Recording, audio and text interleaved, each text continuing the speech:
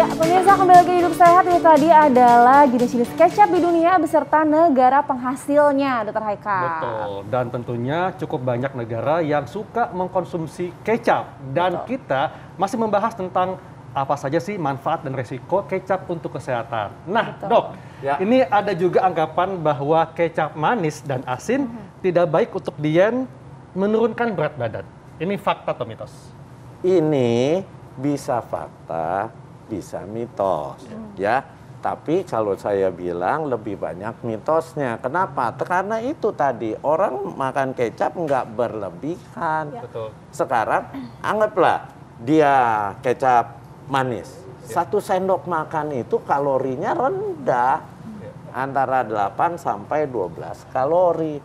Nah, kalau cuma makan 1 sendok, ya nggak berpengaruh lah terhadap restriksi kalori yang kita ingin menurunkan berat badan.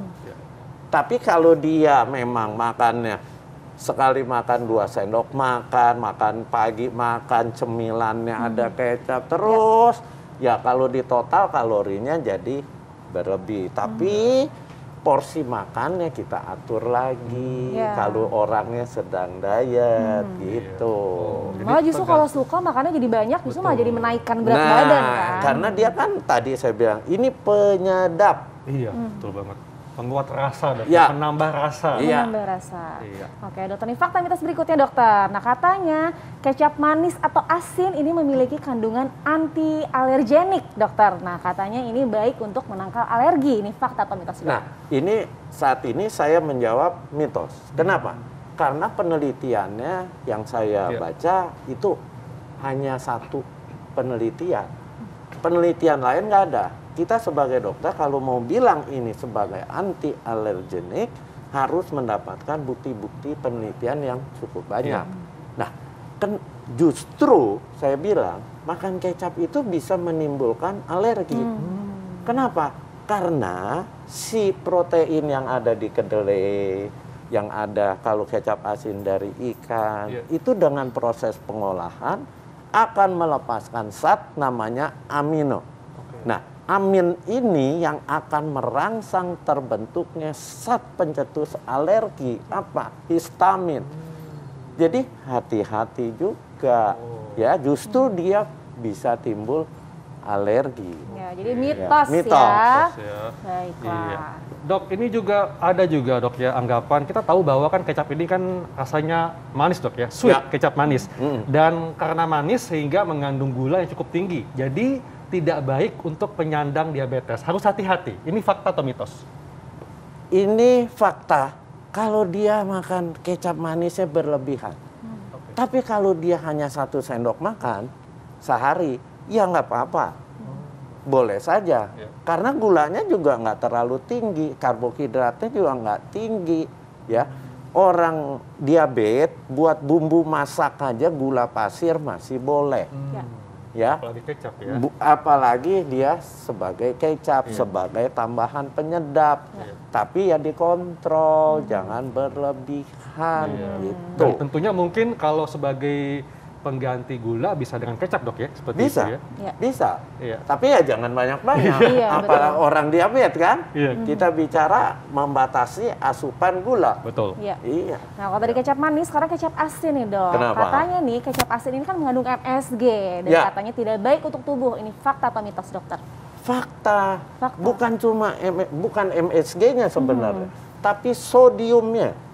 Sodium itu natriumnya, garamnya. Karena kecap asin itu ditambahkan garamnya cukup banyak, ditambahkan lagi MSG. MSG itu sebenarnya aman, tapi yang nggak aman, bahan makanan yang sudah tinggi garam ditambahin lagi MSG.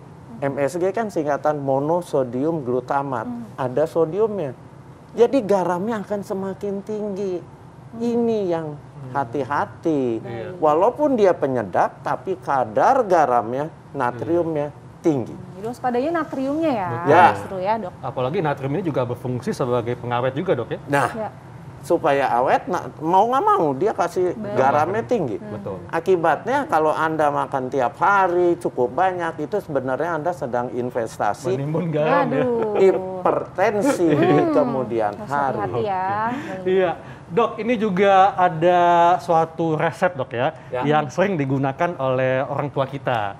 Nah, katanya kalau campuran kecap dan jeruk nipis membantu untuk meredakan batuk. Ini fakta atau mitos, Dok? Ini fakta. Wow, fakta ternyata ya. Tapi memang ya penelitian kedokterannya belum banyak. Ya, kenapa? Karena ini sebenarnya dia meredakan batuk karena ada rasa dari si jeruknya itu kan di sininya jadi lebih hangat, akan meredam proses peradangan. Tapi buat batuk yang bagaimana? Udah jelas batuk yang ringan, yang baru kena gitu. Baiklah dokter. Nah ini dok selanjutnya tips nih dok dari dokter. Ya. Sebetulnya mengkonsumsi kecap ini seberapa banyak sih dok dan kandungannya ini apa saja sih yang baik?